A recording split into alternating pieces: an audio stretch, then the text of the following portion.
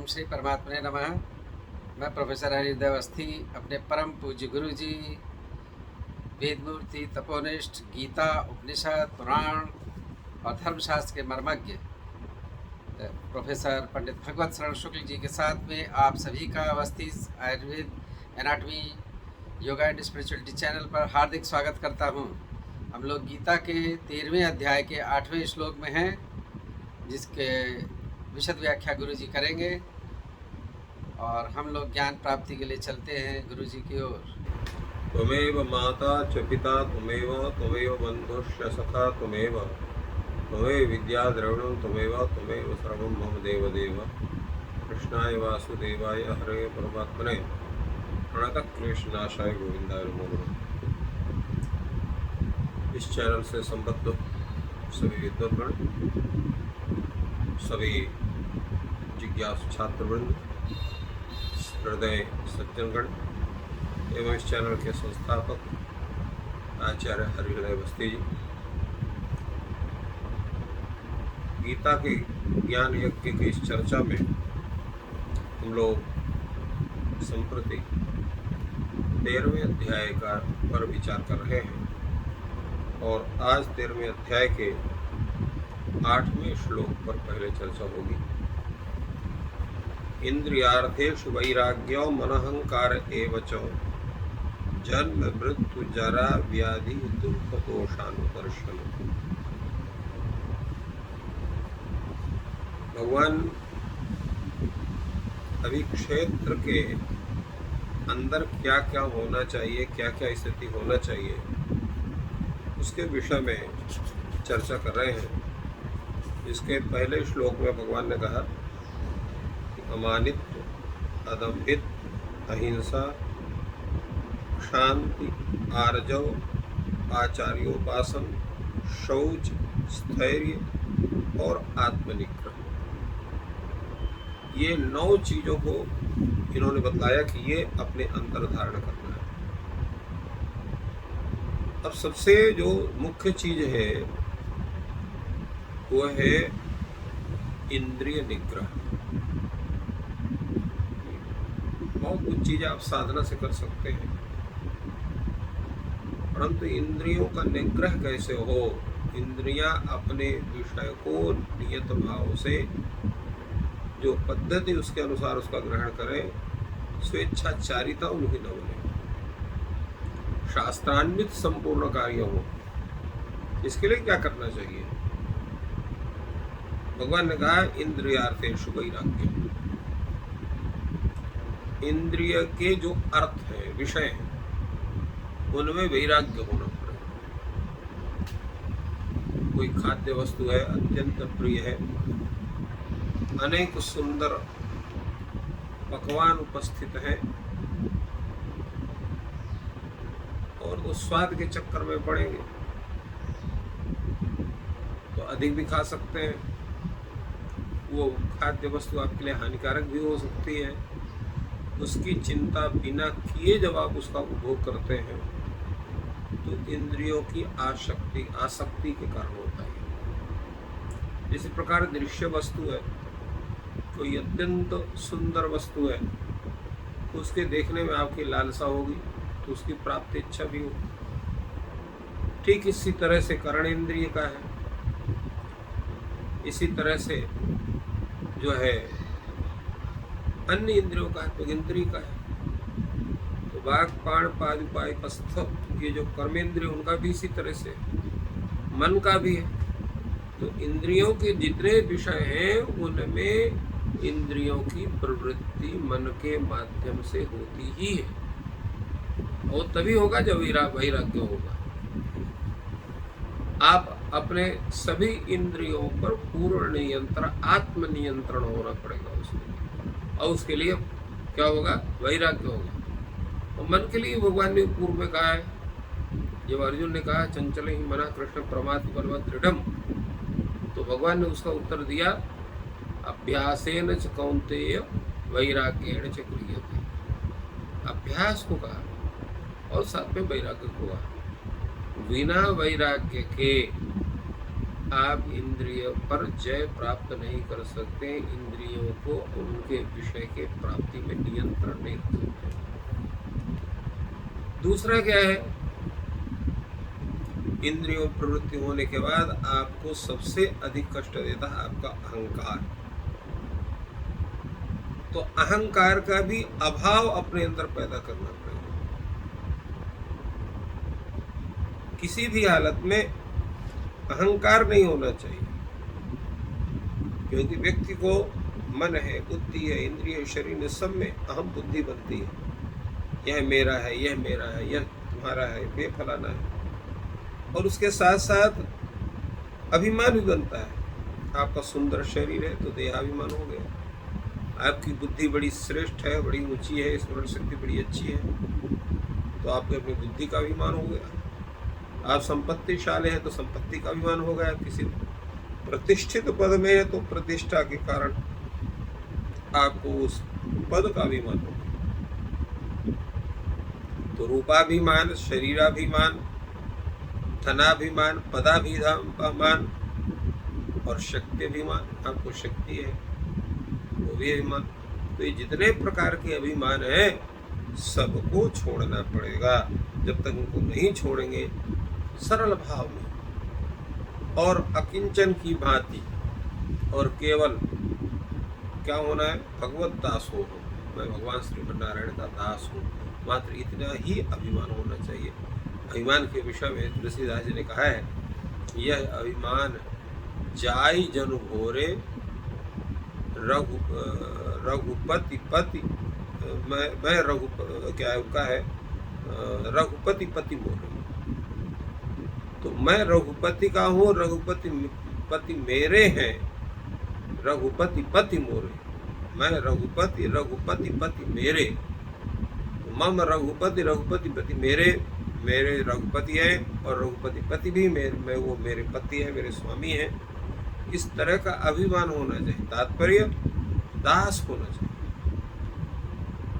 रामायण में हनुमान जी भी कहते हैं, दासोहम कौशलेन्द्रस्य, मैं भगवान श्री राम का दास हूँ।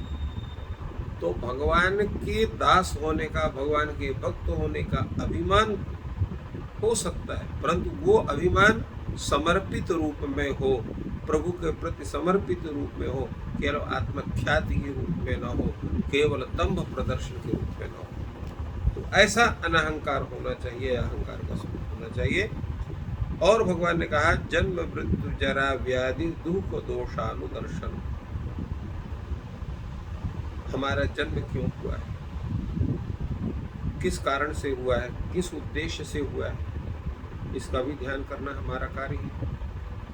और जातस्य ही ध्रुवो मृत्यु ध्रुवम जन्म मृतस्य च, जिसका जन्म हुआ उसकी मृत्यु निश्चित है, और जिसकी मृत्यु हुई है उसका भी जन्म निश्चित है, क्योंकि यह संसार का पूरा ये चक्र है जन्म और मरण का। तो जन्म और मृत्यु का ध्यान करना चाहिए। मृत्यु के प्राप्ति में कुछ कारण होते हैं, जिसको हम कहते हैं जरा और रोग। जरा हमारे शरीर को जीर्ण करती है, जीर्यति जरा, जो शरीर को जीर्ण बनावे। जीर्ण का तात्पर्य क्या होता है, शरीर में रोगनाशक जो शक्ति है, जो सामर्थ्य है, उसको धीरे धीरे अल्प कर देना। तो शरीर को पोषक तत्व तो मिलेगा नहीं, तो शरीर कमजोर हो जाएगा, अनेक प्रकार की व्याधि लग जाना। तो जरा और रोग, व्याधि, इसलिए भगवान ने कहा जन्म मृत्यु जरा व्याधि। तो जरा और व्याधि, तो इनसे शरीर को, मन को जो कष्ट पहुंचता है, उसका मुख्य कारण क्या है, वो दुख का कारण क्या है, कौन सा ऐसा दोष है कि जिसके कारण से हम इन सब कष्टों को प्राप्त कर रहे हैं, इसका भी चिंतन होना चाहिए। देखो भगवान ने कहा जन्म मृत्यु जरा व्याधि दुख दोष अनुदर्शनम, इनका अनुदर्शन करना चाहिए, विचार करना चाहिए। बिना कारण के कार्य नहीं होता।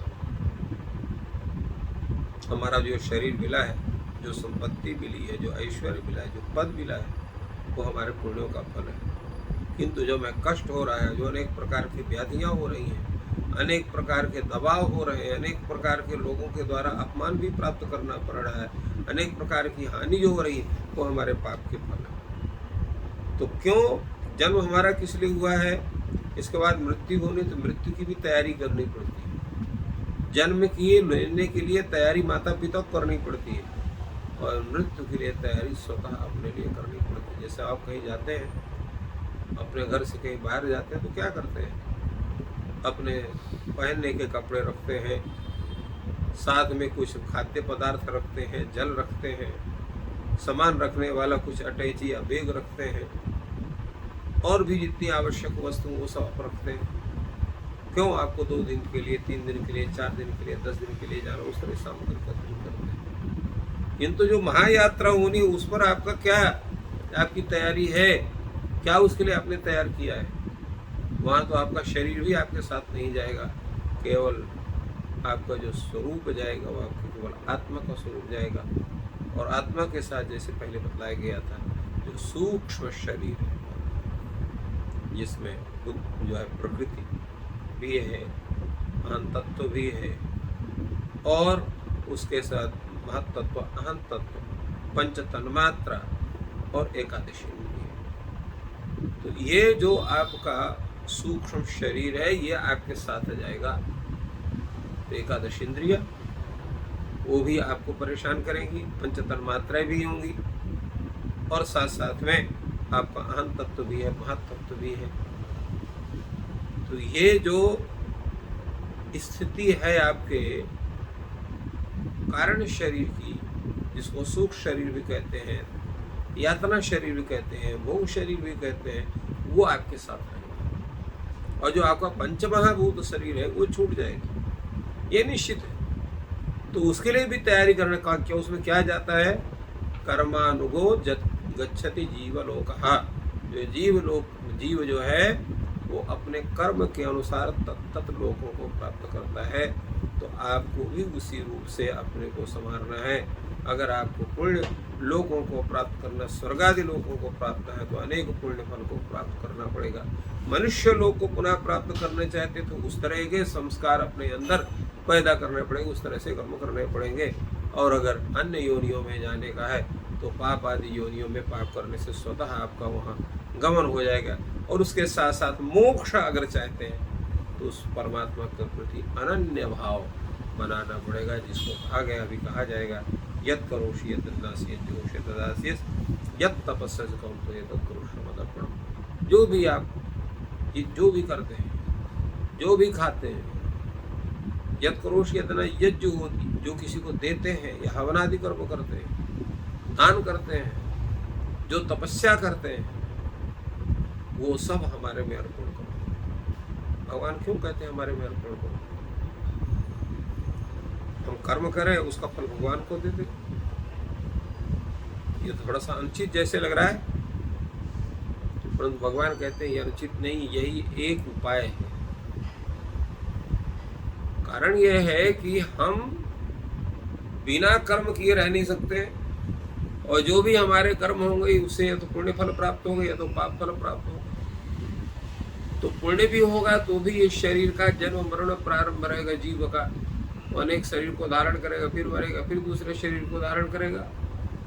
और पाप भी होगा तो भी धारण करना पड़ेगा। तो जब पाप भी नहीं रहेगा, पुण्य भी नहीं रहेगा, जब कुछ भी नहीं रहेगा, तो ऐसी अवस्था में परमात्मा भाव को जीव प्राप्त करता है, अर्थात मोक्ष को प्राप्त करता है। तो यही भगवान ने इसमें कहा कि जन्म मृत्यु जरा व्याधि दुख और दोष, इनको बार बार इन पर आपको विचार करना पड़ेगा, इनके कारण पर विचार करना पड़ेगा, और इनसे छुटकारा कैसे हो इस पर विचार करना पड़ेगा। जब इसका विचार कर लेंगे तभी आप उस परमात्मा भाव को प्राप्त करेंगे, क्षेत्र को जानेंगे, क्षेत्रज्ञ को जानेंगे, और तब आपकी बुद्धि शुद्ध होगी और उस परमात्मा के प्रति उन्मुख होगी। यह एक सुंदर सा उपदेश भगवान ने हम लोगों को प्रदान किया। गुरु जी ने बहुत ही सुंदर विश्लेषण किया। जो अंतःकरण की शुद्धि के लिए जो गुण हैं उनका विवेचन गुरु जी ने किया, जिनको हमको धारण करना चाहिए। और ये ज्ञान आपको लाभप्रद हो रहा है तो अपने परिजनों के साथ भी वीडियो को लाइक और शेयर करें। आपका दिन शुभ हो, ईश्वर आपकी सहायता करें। धन्यवाद।